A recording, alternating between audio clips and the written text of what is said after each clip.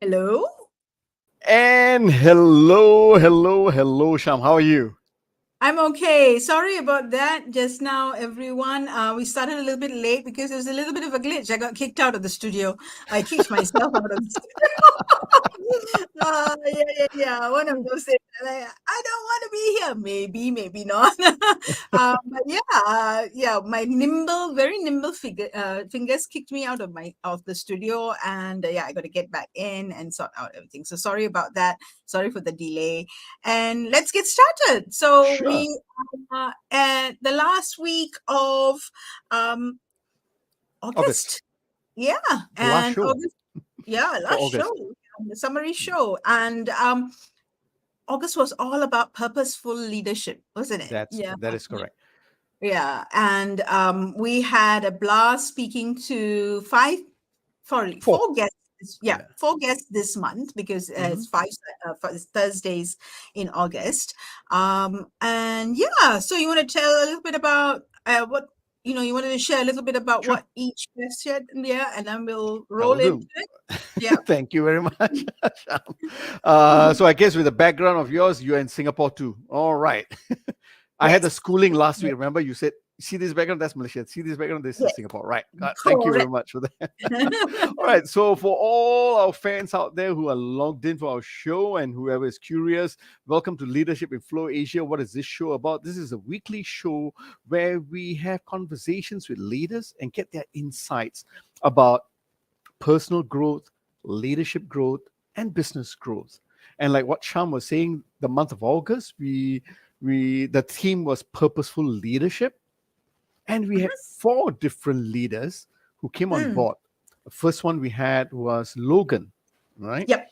Logen came on board, and it was very interesting because he talked about how math is a gift, right? Maths is a gift.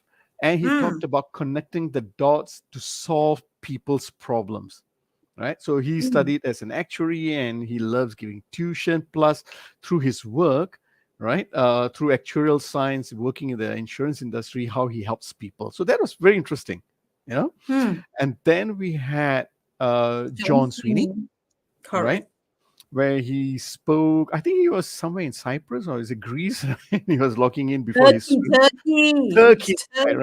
Right. And he talked about environment, and he's focused a lot about the importance of, in today's climate, how organizations should be moving into a learning organization, right? He spoke about that, plus ESG, environment areas. Yeah, you wanted to say something, Sham? Yeah, I think it's a broader perspective than environment being one, or ESG being one aspect of the future. I think John's emphasis was very much in terms of how we can, or leaders need to be more cognizant, more sensitive, more aware of what the future, what future crises are there, right? Or what future changes or waves or themes that need to be around. So being a little bit more,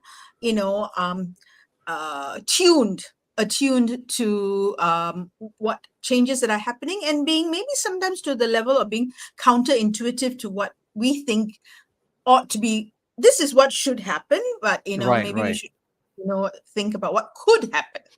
What are possibilities, right? Right. Yeah. So yeah. That's Nice. John Sweeney. Yeah. And then we had Soffian.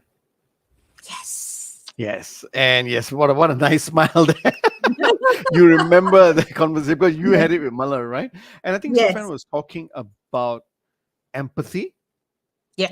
And then he had a follow-up immediately the next day on LinkedIn. He put and said he also talked about empowerment. So Yes. he anchored that together, So he's talked about Yes. empathy and empowerment. Yes, and since you were smiling, do you want to add on what else Soffian talked about? Fine. Yeah. So I think I think from Sophian's perspective, it was very interesting because it's not talking about just leadership in terms of leadership growth per se, but you're talking about leadership from a perspective of nation building, right? And how what we do in organizations or what leaders do in organizations can make a difference in terms of the growth of a nation. So by nature of his role, his current role, he's looking at not just at an organizational perspective. The organization that he has is the nation, right? And in specifically here, Malaysia. I thought it was brilliant the way he ended it with, what was the difference, or what was that one little thing that leaders in Malaysia have that differentiate them, and empathy, being clued onto what's happening onto the ground was what he saw as that single differentiator. Yeah. So that was Soffian, right? And then we had last week, we had Hardeep, Matharu. Yes. Yep. Yeah, and it was a slightly different take from many of our episodes. We were exploring about workplaces and the design of That's right. and That's right. how that design of the workplace has a impact on the happiness index of employees. Or what we sometimes term, or people sometimes, the world sometimes terms as employee engagement, right? That's But right. at the crux of it, it's about the happiness index of people, right? And your thoughts about that? Yeah. So what I liked was he focused a lot on workplace strategy, and he said how to be the voice for people, And he even talked about today's environment where it's moving into hybrid, about how it is important to give the team the voice, and how to get the team agreement on how the environment should be or the workplace should be itself. So I like that he spoke a lot about the hospitality approach, Yes. And he talked about having the right balance for employees to have the right activities, so the employees will be engaged, So it's about focusing on the optimal space, right? And he said optimal space is always based on the activities of the priorities and activities of the employees, and how do you now design that. So there's a lot of thought in here, and I thought it is very interesting to hear from him because he's being a subject matter expert, and he was a consultant before, right? And he moved out into this area because there was a lot of passion behind this, right? He wanted to be able to give the voice to people, and he saw how workplace strategy itself, that design of it can bring better performance for people.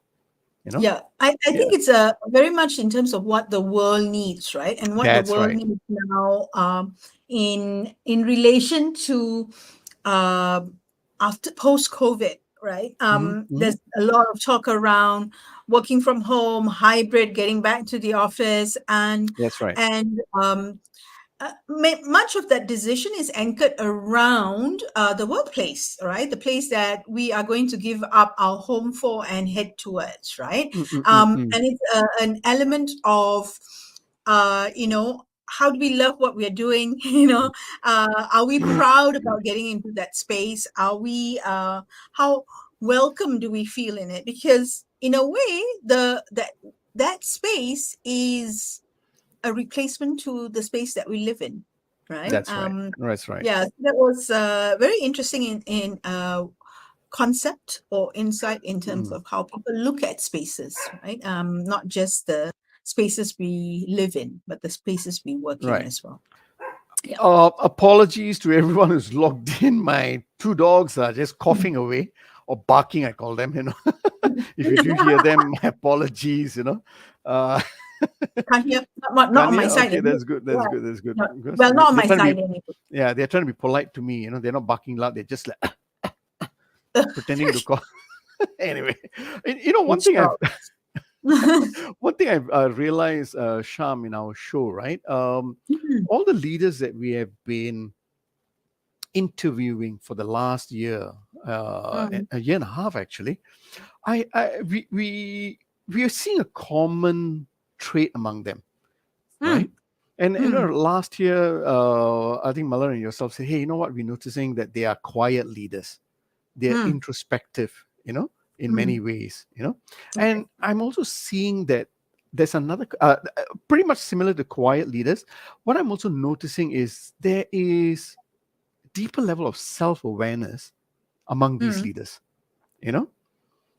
They tend to look deeper, introspect, understand themselves better, the environment, and they have a lot of clarity about their values, their purpose in that sense, and it keeps coming out, it keeps coming out, and they are producing very impactful results, Yeah. And today's show, what we'd like to talk about is probably some models, one particular model, a framework that maybe anyone who's logging in could probably use that to emulate the leaders who come on our show, right? Yeah. As usual, our summary show always, well, not always, we usually anchor it to a model because I think you like models, I like models, we like frameworks. It's easier to easier to have a fun conversation around it, Right. Yeah. Okay. Are we And I ready? think let's roll that, because I think what we did was sometime you can pull up the slides. I think sometime in March, I think this is where Muller brought this up, developing the authentic leadership, finding your true north, and she brought this framework, and she had a conversation around this. So this is a very good framework also for helping leaders understand themselves better, their values and self-awareness, and how they can support their teams well, So this is a framework that was brought about by Muller, I think sometime in March, if I remember right, Okay. Then, of course, we went on to another model after that, also shared by Muller, is about the identity, the leadership identity. And she looked at it from the iceberg point of view, right? Again, looking at the impact of the leaders on their actions, how they make their choices, how purpose and values drive their emotions, their behaviors, right? And therefore their identity. So she looked at that also. And this was also a very good model for us to help understand, again, as leaders, not only our role, but our identity and how we can make very good impact to our teams, right? And then I think last month, I think that's when you shared about the Zenger-Folkman Leadership Tent, right? Yep. Right. And here you focused about the skills area, and you talked about, yes, you need to focus on the strengths. You need to understand your strengths, build on your strengths, but also be aware about any of the gaps that you may have that may cause issues, right? And we talked about how to focus on this area to drive performance and build our leadership skills around this. Again, a very good framework, for leaders to be aware about themselves. Sorry, you said?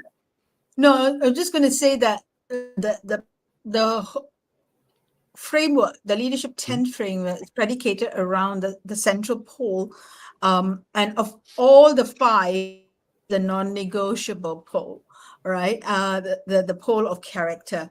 And the key thing there is to find that fit of character to the organization, to the role, and be non-negotiable about that if the fit is incongruent. That's right. Whether in bringing the leadership talent in, or with the current leadership talent, and then having to make some decisions if that character isn't what it should be, right? Or that pole isn't what it should be. I thought that was interesting. That Uh, is true. I I don't enjoyed think that you one. see, yeah, I don't think you see that come out so strongly in many concepts or frameworks or models, yeah, of Yeah. leadership. Okay. And for this month, you've got an interesting model. I find it interesting. Talk about Yeah, it I mean, more. we talked about this and said we kind of saw the links with our leaders for this month, and we said we Mm, wanted to talk about Ikigai. I'm sure many of us may have heard about Ikigai, read about it, watch it on TED Talks, yeah, um, and again, just to go a little bit, it's a Japanese word, right? yeah. And from what I understand from my readings, right? Not that I've studied a Japanese language in that sense, right? Ikigai can be broken up into iki meaning life and gai meaning value, right? Life Mm, value in that sense. And for in some of the literature that I'm reading, some people have also interpreted it as the reason to live, mm, right? Reason mm, to live, to exist, or some people even have replaced it with living a purposeful life. I think it mm. can be used in that way. So let's get a little bit deeper into Ikigai. Yeah. So Ikigai is obviously a Japanese word, as Ashok said. However, the concept that we're going to talk about, or the model that we're going to use, is obviously from that that very famous book called Ikigai, right? That was written by two non-Japanese authors. All right, and out of that book came a model on Ikigai that conceptualized the ideas around that was written in that book. So the model Sure. that we are sharing is, as we discussed, Ashok, is not it's not a Japanese model, right? Is Right. a result of that. So I think we need to make our listeners and our guests be aware of that. Yeah. So okay, Yep. let's take a look at it. Mm, Okay. Tell me more. what tell you more? All right. So essentially, if you look at the model, a Mhm. couple of things came out from that model, right? So maths is one of those things that I enjoyed doing when I was studying. Not at the level of Logan, obviously. Yeah, Really? I was You good at enjoyed maths. maths, sir? Yeah, I enjoyed maths. And one of the things I enjoyed was subsets and stuff like that, right? Venn diagrams and things. Yeah, Okay. yeah, yeah. All right. Yeah. Yeah, I come from a line of not a line lah, one line lah, my father lah. All right, who's a maths teacher. All right, so you've got this oval. So you've got one side, one circle being what you love, and the other circle being what you're good at, and the overlap is of that two areas is where you is considered passion. That's your passion space, right? Okay. What you love what you do and you're good at it, it's in a possibly that's where passion your things that you're passionate about comes out. Now, the space where what you're good at and what you're getting paid for overlaps, that could be a possible profession for you to go into because Hmm. it monetizes the skill that you have, right? This whatever it is that you are really really good at. And John John's work is a little bit like that, right? He's really good at thinking about the future Hmm. and Hmm. he's created a career around it, yeah, a profession around it. Now, then you have what you love and what the world needs. And when you have that and you're in that space, you're on a mission. So if you Right. think about the religious orders, right, the priests of regardless of what religion it is, right? You think of doctors across borders, right? You think of the NGOs that are passionate about what they are out there for, right? Mm-mm. That's mission work. Social workers, that's mission work, right? What the world needs and what you love coincide, and you get to do that, right? And then when what the world needs plus what you're paid for coincides, it's a vocation. Mm. So doctors, okay, the medical field, the teaching field, I would say, it's a vocation, right? Nursing is a vocation, I think. It can be Okay. also a mission. It depends on that. So I thought that was a nice way of thinking about things, especially if, sometimes people, when you have very idealistic or idealistic or young team members who say, I want to go and do something that is of, that's I'm passionate about. I think a good question to ask them is that, are you good at it? You may love it, but are Right. you really good at it? To kind of consider whether that's a passion or not, right?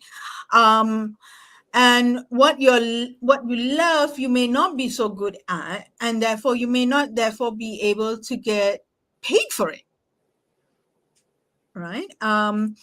Yeah, and I remember hearing a TED talk once many years ago, and this very senior person said, I realized very early on, I can't remember the TED talk, but I realized very early on what I was passionate is not something that I was good at, and therefore I would not be able to earn a decent income.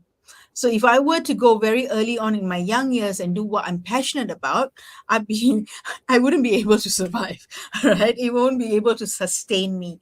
What good is doing what I love when I'm not able to survive day to day, right?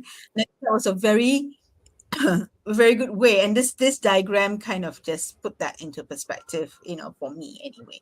But let's look at a simpler version Okay. of this. Okay. Sorry. Thank you So for you that, want because and now I know why you love maths. to... Okay, so my experience with Ikigai, right? Yeah. Some, I think 5 or 6 years back, was with this simpler diagram, right? Okay. And I could, for me, how it helped was, okay, so a friend of mine once, about 6 years back, he said, hey, come, let's have lunch together. And this is around my birthday period in the early part of the year. Then he said, have you heard of Ikigai? Then I said, no, I don't think I have, So he took out a piece of paper, took out his pen. He said, okay, this is what it is. So he took his phone and he asked me a couple of questions around there, right? And if you notice, the numbering is at 12 o'clock, you have 1. Then at 9, you have 2. Then you have at 3 o'clock, you got 3. And then at 6, at 4, right? So he actually brought me in that area. Okay. Right? So he started with 1 first, right? Where he talked about, what do you love to do, Ashok? Can you write it down? Right? Again, 2 things happen here. It's a bit of a journaling in a way, right? Because when you're writing down, there's a bit of clarity also. But of course, I'll explain as I go on. So anyway, so I started writing down what I love to do, right? I just started writing down a lot of things I love to do. There was about, you know how I love movies, watching movies, reading books, doing operational stuff and all that. So I just started writing it all down. Then the next thing he asked me is, what are you good at? What are your skills that you have, and I had to think about that. And then he prompted me and said, what do others say your skills are? So they kind of like help me understand that, So I started writing it down again, So what are the areas of my strengths? What are the areas of my strengths? So I started writing that down, right? Then he flipped over the third one. When he asked me about what the world needs, he reframed it in a different way. He said, what are the problems in the world that you like to solve? What really gets you angry, or what is it what in the area that you want to try and solve? So that got me really thinking. What do I really want to solve here? Right? Then I started writing down what was really moving my heart in that sense. And then at the end, then he asked me, right, how can you now put your skills together, right, with what you love, right, solving the problems of the world in that sense of what you are passionate about, and being able to be paid for it. So that is the how-to, the how-to ideas and all that kind of stuff. So in a way, when he brought me through this exercise, when I started writing it down, it gave me first level of clarity, I must say, right? And I came back and I went deeper, because that was just over lunch, just a quick one, right? So I went deeper into it to answer those questions, in a quiet space, journaling it. And since then, on an annual basis, since he did it around my birthday period, right, on an annual basis, I visit this again. Mm. I visit this again. And to me, how it has also helped me in whether in coaching also, right?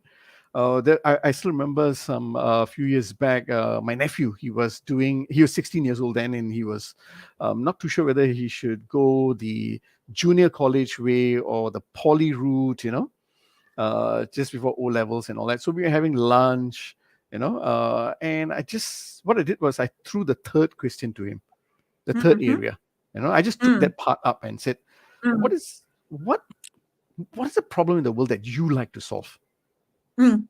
So he went on to say, he thought about it for a while, then he said, around racism. So then I had to lean back to the skills area and say, so what do you think, what are the skills, that you need to learn, based on that, Mm. So it was a bit of a coaching exercise also, but this is Okay. how I found how I can use Ikigai in different ways, Mm. or even if someone is looking at a career progression or looking at a business to start off, I tend to use this because you can see it kind of like overlaps with Simon Sinek's Start With Why, Yep. right? Having the clarity of your why in that sense, right? Yeah. So Yep. I like this model because it gives me the clarity of what is the problem you want to solve, where's the energy that you want to focus on. Mm. I had to tell them to keep quiet. So anyway, Leave them alone. We can't okay, hear I'll them. leave them. Okay. Sure. So it gives me the clarity, right, of understanding what your strengths are, what you enjoy doing, and how to marry all of that together. Okay. And what I've realized is in the last few years, reading more about it and doing this on an annual basis, right? I've also realized that there are certain myths around Ikigai that we need to help our viewers understand, right? Like what you mentioned. Yes, there was no Venn diagram, right? But the Venn diagram helps us see things clearly, right? Yep. Yep. So I'm okay with the Venn diagram in that sense, right? Good for you. And Ikigai is not set in stone. What I mean by that is, it doesn't mean that you need all four areas, because you could be happy in your current work, but you may want to look at how to build maybe your deeper skills. Like if I go back to the leadership tent, right? Remember, Yep. you said, what are your strengths? You build it up. It could be about what are you good at, how you build it up so that you can add more value to your teams in the office or your customers that you have, So I'm also realizing that it doesn't mean that you need all four to be there to find your sweet spot. It can be Yep. three. It can be two. So it's a way of reflecting on each areas and how to build it, you see? And Right.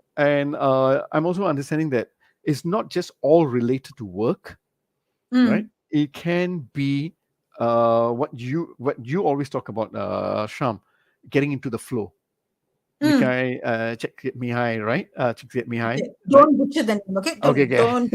Okay. Okay. Okay. Let's go with the flow. Just with the flow. I was all right. Okay. Yeah. So it is. You're right. It is in that space of flow, right? Yes. It brings into consideration flow, and we all have that moment of flow, right? And as you said, Mihai Csikszentmihalyi brought that concept of flow into our world, right? When he said that flow is that state in which people are so involved in an activity that nothing seems to matter. Okay. That's right. That's right. The experience in itself is so enjoyable that people will do it, even at a great cost, for the sheer sake of doing it. Now, obviously, that is an ideal space definition of flow. But how does then flow translate to for us in the workspace, right? So here we are in Leadership in Flow Asia, and we're talking about that personal growth, we're talking about the leadership growth, and we're talking about business results, right? So if you were to decode flow, or give a kind of what do you call this? Not quotation, what is it? Formula to flow, right? I would say that flow has 5 F's. 5 Fs.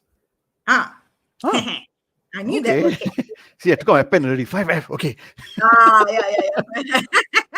Not the F's you think for. Okay. So what are the 5 Fs, right? The 5 Fs is number one, 4%. So what's 4%?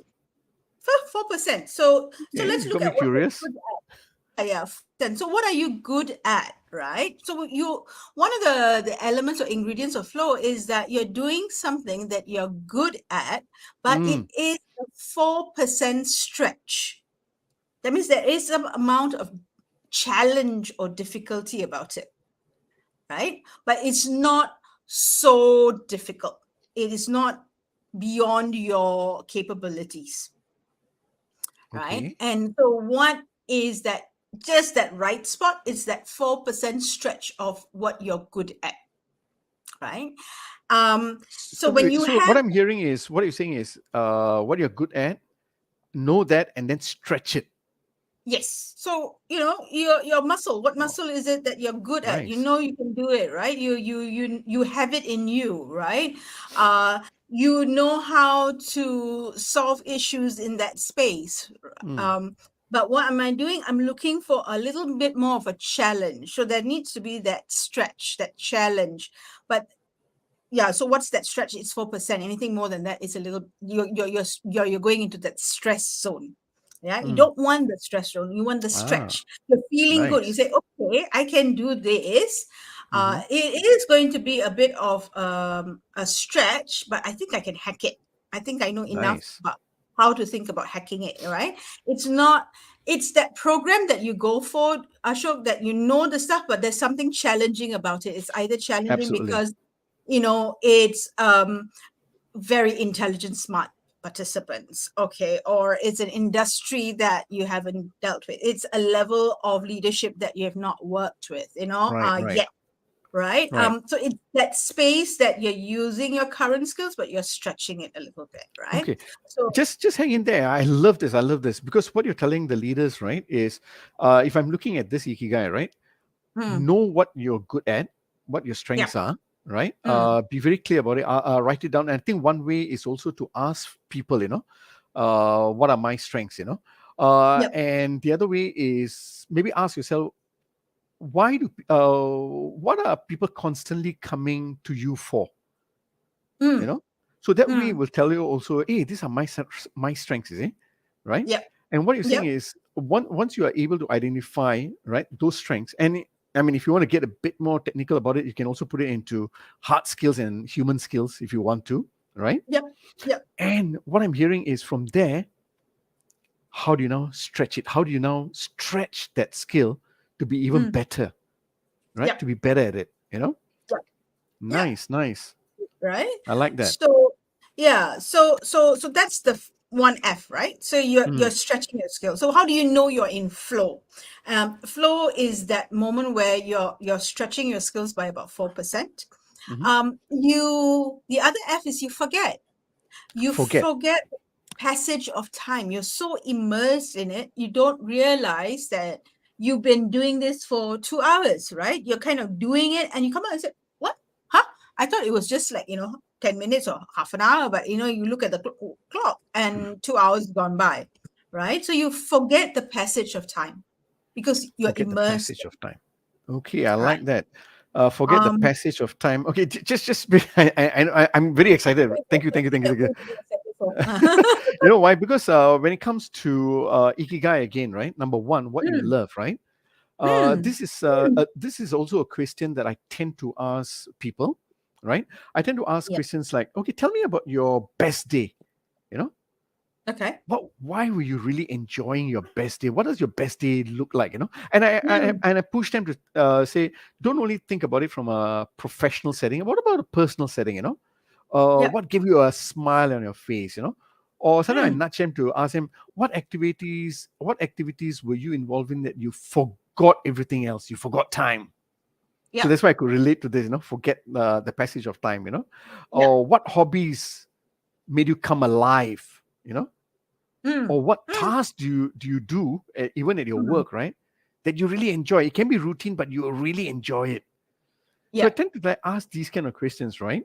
to help people think through about what they love, because sometimes they get stuck, right? Yep. So Yep. this is what you mean by forget the passage of time. So I married this together. Thank you very much. So now I know how to ask more questions, better questions. Good. And if you think about if you go back to the 4% stretch, right? You're looking at what you're good at.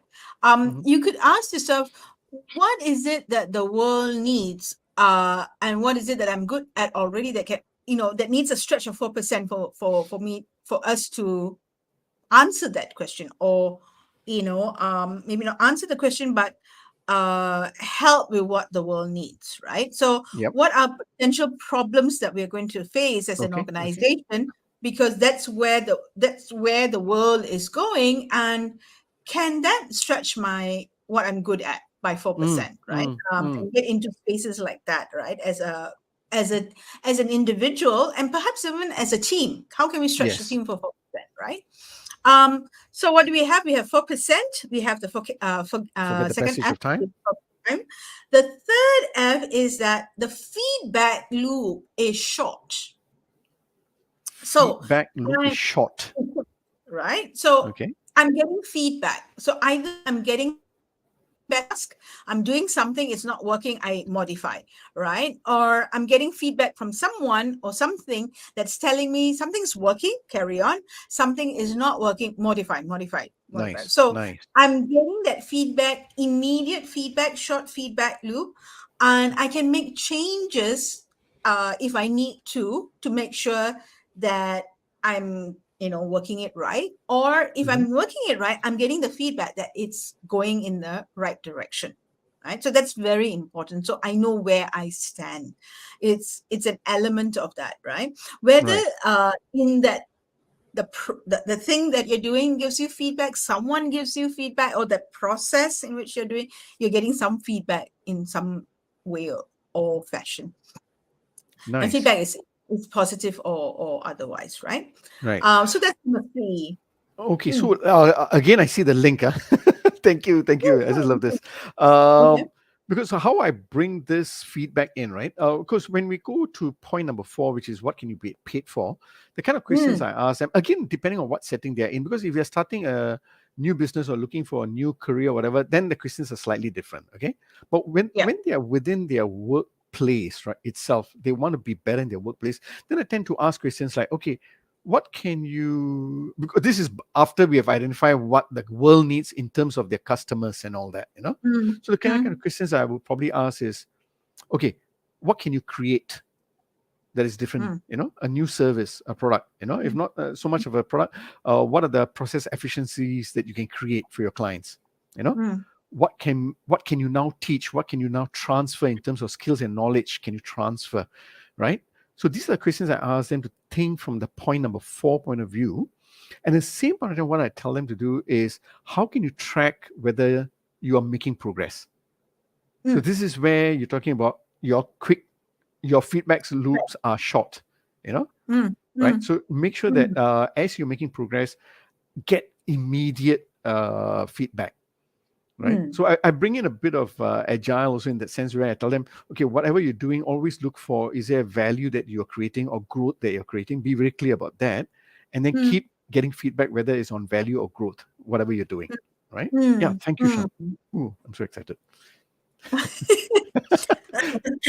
Excuse me. And so the next F is focus. Now, I think focus is slightly different from the second F, right, which is you forget the passage of time. Part of that, I think, is you have focus because there's no you've limited distraction, or you've zero-rise distraction, so that your focus is in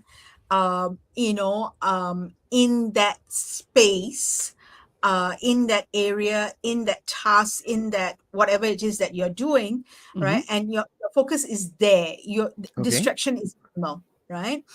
And that brings us to the last F, which is freedom. Focus and freedom. Huh? Okay. Yeah. So freedom. What's freedom? It's autonomy, I think. It's, it is. Yeah, freedom to explore. freedom to make mistakes, freedom to, so you're stretching your 4%. And I think the concept, people think that when you're in flow, it means that you're in flow and you're hoping that, you get good results out of it. You do something and it is the best results you're getting, obviously, right? But you also have the freedom to decide what you want to, what you need to do, what actions need to be taken. So there's that freedom to exercise your autonomy, right? Nice. And if you put them all together and you're in that zone, in that space of, flow, this is when your best possible version of yourself is showing up. Yes, right? yes. I can see now. Or as a team. Yeah. Okay. I was thinking about focus and freedom. Now I can see also how I can do it, because in this kind of whether you're coaching through Ikigai or asking questions and all that, you want to open up the minds of what they can do. They push their potential, and what you want to still leave behind is the inspiration to take action, because at the end of the day, Ikigai is also about taking action. It's not just having a thought, but taking action. So there's one question that I tend to throw out there to understand them better. I normally tend to ask, okay, what has held you back in the past before? Because I want to understand what are their stumbling blocks, what are their fears or inertia in that sense that they may have had, So I want to be able to talk about that, and questions like, what actions would you want to take? How will you start the rituals of your action, and that's when I also throw in the question about how are you going to get feedback. So to me, this is all about the focus of your energy, your actions you're going to take, and the freedom of making the choice of how and when you're going to be doing it. And I threw that question about what has held you back, because I just want to make sure that we come up with exciting ideas, but then we don't implement it, And sometimes what happens is we all tend to have some level of fears or whatever, They're just trying to eradicate that in the beginning, so that they can focus on their passion, and find their sweet spot through Ikigai in that sense, So that also, those are the 5 Fs. I love it. Thank you. Never heard it before, but I love that. It also gives rise to some interesting questions, right? Yes, yes. One is, does that mean that if we know the conditions, the situations, and the things that make us go to, that gives us flow, that puts us into flow, or where that center is, right? The Ikigai kind of the center, right? Obviously it's anchored to, what is it that's important to you? Yeah, that's why you're doing what you're doing. Can I therefore get into flow when I choose to want to get into flow, like a switch, right? Can I switch it on and switch it off? Yeah, right. The idea is that would be nice. That would be good if we are able to switch on and switch it off, right? The times when I have that 4% stretch, I have that focus, I have that freedom, I am forgetting the tracks of time, and I have that immediate feedback loop, right? And I think it's the concept of being able to switch it on and switch it off, because there are situations where you may not need to be in flow to get the the best work out, right? Because if you're flow, you're forgetting the passage of time, meaning it's almost as if you're in your world, right?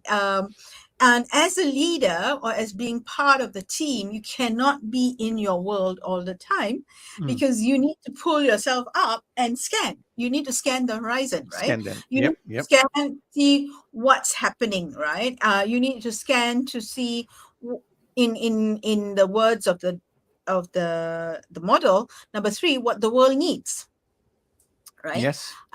What are things that are coming up that we need to be worried about? So you need I don't think Mihai had the intention of saying you need to be in, the ideal thing is to be in flow all the time. It's when you need the best version of yourself to come through, then what are the ingredients that needs to be there for your best version to come through? right? I think it's more from that perspective, but that's my opinion. No, that's fine. Right? Yeah, it's my opinion in terms of it. So the question then, I think, would be, or from a structure perspective, as a leader, what can I do to get my team to be in that state, for me to be in that state, right? Okay. Right? I have some thoughts. Right? Okay, before I get into the what I can do for the team, right? My first step would be, how can the leaders use this model for self-awareness? Because remember what we said was, it's about Right, yeah. creating the self-awareness, right? They are Yep. okay. For number one, ah, I will bang it home like nothing. When we were born, we were not born with a manual on knowing ourselves, right? So Yeah. we need to start focusing on that self-awareness journey. It's a journey, and there are many tools we can use as long as we are conscious about it. So to me, number one is, when for leaders, they can use this tool to reflect on their strengths. To Okay. reflect their strengths, and like what you mentioned, if you're aware about what your strengths are, then you can start stretching it. But this is a great way to reflect on what you really enjoy, what makes you come alive. Because again, if you look at your span of your life, because when you ask these questions, it's not necessarily based on a particular time. It can be a span. So when you start thinking about what makes you come alive, right, you have an Yep. idea of what are the events, situations, circumstances, or places that you were with at that made you come alive. And there are a lot of clues there. There are a lot of clues there, because our life is a fantastic book and journal itself, right? But sometimes we tend to forget it. So these kind of questions tend to help us crystallize that thoughts. And the other thing is, it also helps us as a leader, right, understand our personal values also. What becomes important, right? So as you look through this and you answer those questions, you can also ask yourself, what are the values that are coming up? And one clue is how you look at what the world needs. You know, what problems you want to solve for people. Why is that so important for you? Why do you get angry about maybe people being mistreated or so on and so forth, right? You can start thinking about that very carefully, right?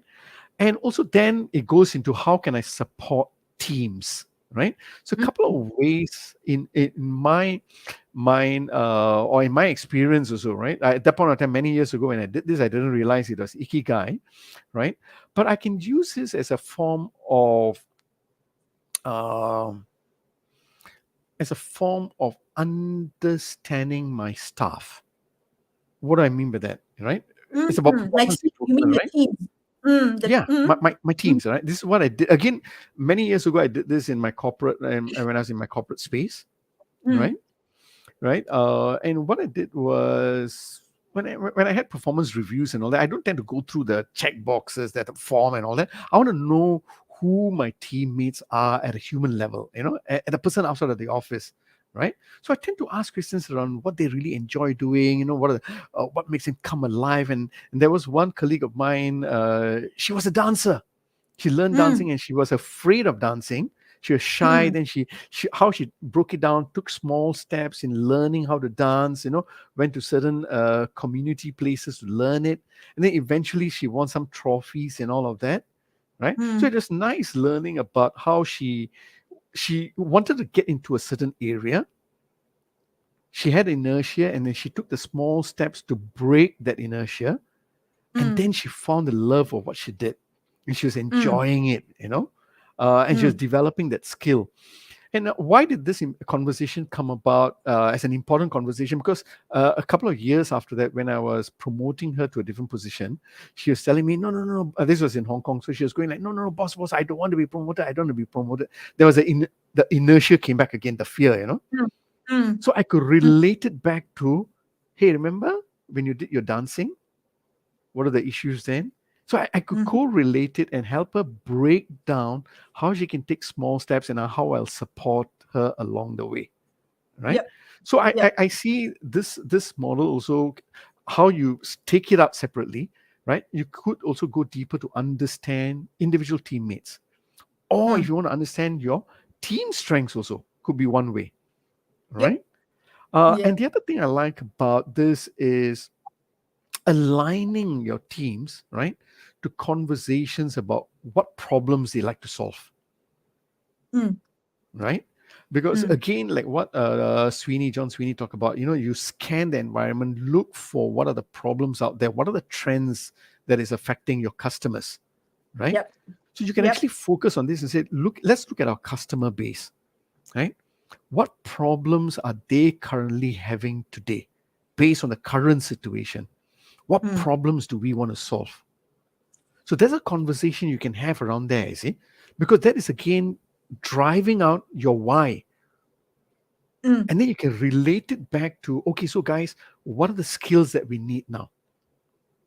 What new skills do we need to develop, or what do we need to get even better at, in And work relations, Yeah. yep. Now, And I think you've answered the question that Sridharan Maya Elegant has asked, put up here. He says, how can the model be used to overcome legacy challenges or resistance of adopting changes? I think your example of your former teammate about how you, because you had that information about what she loved doing and what she enjoyed doing, you could connect that for her to connect the dots in terms of her intuitive pushback, right, on taking on a role, right? I'm not entirely clear about what legacy challenges are. You might be, Ashok, but Okay, so I'm making an assumption here, Sridharan. I like that question. Thank you very much. Legacy challenges. Okay, so from the work I do, right, whenever we talk about implementing change and all that, right, what I normally do is I do an assessment on legacy of the past. What are the changes they try to implement, and what are the pushbacks they had, right? So I'm making an assumption, right? That is what he's referring to, right? In the past, what are the issues they had? So if I'm looking at the model, then how I look at it, Sridharan, is I'll ask if everyone was very clear about what is the problem they were trying to solve, right? And what were the skills that they needed, right? I'll relate it. I mean, there are other areas I need to focus on, but just purely looking at this model, I will ask myself, did the adapters who were supposed to be involved in the change, were they very clear how will their contribution make a difference? Was that articulated? Was that communicated well? Did they know, right? Did they understand what skills and they that needed? would be number 3, right? Number 3 is about making the contribution, the impact. Number 2 will be what are the skills I need, right? Now, the resistance of adopting change, as you know, my point of view in this, Sham, actually, I drop off that word, that phrase nowadays. Resistance to change. The reason why, because the example. Sorry. How do you reframe it? Okay, When you because say how I reframe it is, I mean, I show my examples, right? Why did we switch from touch phone to smartphone, right? It's because we're not resisting that change. It's because we know how we will benefit from that change, right? So what I've realized is people need to know how they will benefit from that change. So again, if I look at this model, right, I'll be relating it back to what they love to do. If I can link it back, especially their skills, right, how it'll make an impact with number 3, right, solving problems, and how in that way, right, they will also be able to look at number 4, their performance. If it is, again, from a HR point of view, if it's related to salaries and performance bonuses, so on and so forth. If it's not, then I got to be very careful. I'll just stick with number 1, 2, and 3. Right? Yep. Yeah. Right, So I hope I've answered your question in a way, Sridhar. I had to make some assumptions. He said you're right? correct. He said Okay, you're he right. said correct. Okay, right. Okay. Thank you. I pass. Yeah. Okay.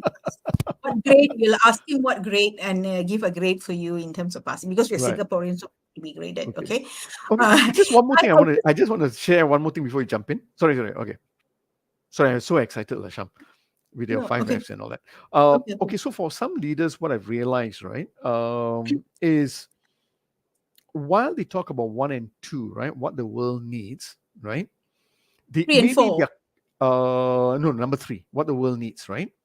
Yeah, not 1 and Okay. 2, right? It's number Right. 3. No, I'm trying to relate all 3. Yeah. So they may have had Okay. a conversation, then they realize, okay, what the world needs, maybe in their office space, in their Mm, office, the kind of work that the organization does, they may not mm, be able to focus their energy on number 3 for whatever reason, right? mm, mm. So this is where then they can look at voluntary work in community as a way to build your number 2, which is your skills and what you love to do, because that also is part of leadership development. So what I'm trying to say is, even when you have a conversation with your team and all that, yes, if you can link it back to your existing work, fantastic. But if you want to develop them as an individual, as a person, or as a team, it can be about how they serve in a different environment where you Mm, still build leadership skills. Because mm. volunteering is not just about appearing and cutting carrots and doing things. There's a lot of developmental work also you do in how you hold conversations with different people and all of that. Right? It can be related. It can be related. I Sorry, think you it were saying needs to. something. Yeah, in something like that, I think it needs to be done more purposefully as opposed Mm, to how it's done right now as part of a CSR check tick box kind of a thing, right? Um, absolutely. yeah, we have 3 minutes, so I wanted to take another angle, a more long-term angle to Okay. this diagram. You know how we know with because of medical advances, people, the human race, we are as a group, we're going to be living longer, Yes. right? And our newer generations are going to be living longer, and you know, reports after reports have come out, and therefore, what's going to happen is that there is going to be an evolving of career paths that we are going to take, right? Mm, And it may go into different career paths because it's what the world needs, right? Certain skills will become redundant, or we may look at the things that we love may change because we are in a different phase of our life. And therefore, and therefore we may need to be good at get become good at different things, right? yes. So I think that trajectory of 1 or 2 careers is going to be evolving, or already has started evolving, because Mm, what the world needs may be different. yes, absolutely. What we love changes depending on where It we will. are, It will. right? Yeah. Yeah, I mean, what I loved as a young graduate is different from when I was a single, with financial independence. It has now Mm, evolved to something different, right? And we come from a generation where we probably will not have many careers, right? But you're talking about changes that can go on, twofold, threefold, fourfold, even fivefold, right? no, So absolutely right, Sham. mm, Fantastic mm, you brought that up, because again, that's where early on when we're talking about some of the myths, right, of the Ikigai, right? mm, This is not a 5-year career plan, you know. yeah, yeah, The Ikigai is a continuous spectrum, is a continuous momentum about how you're evolving and improving. And absolutely, like what you said, what you love could evolve, could differ. yeah. What you're passionate about solving the world's problem could also change. You Mhm. know, and there's nothing wrong with that. And I think you can use this as a guide to continuously keep asking yourself, Yeah. what is the value that you want to deliver to the world? And as an organization to also continue evolving to see Mm, what the world needs, and it may, that's right. like you said, be start the start point could be what our customers need, what our clients need, right? That And is a what starting point. Yeah, yeah, that's the starting point, yeah, and then looking at it at a more broader yeah. level, And since you right? brought it And up, and since I love movies, right? Just last one on Netflix, it just came out. How to Live mm, to 100, the Blue Zone, or yes, something. Yes, okay. yes, so And if you episode. watch that, yeah, if you watch it, they start with Okinawa first, and then they talk about all the other countries, Greece and Yeah. Italy. And Mm, again, if you look at Ikigai, it's not just work purpose; it can also be as a whole person, because they yes. also talk about diet, they talk about exercise, and then about community, Yep. right? And how you bring the flow in all of these areas. Yeah, because well-being is not just Work. one thing. Yeah.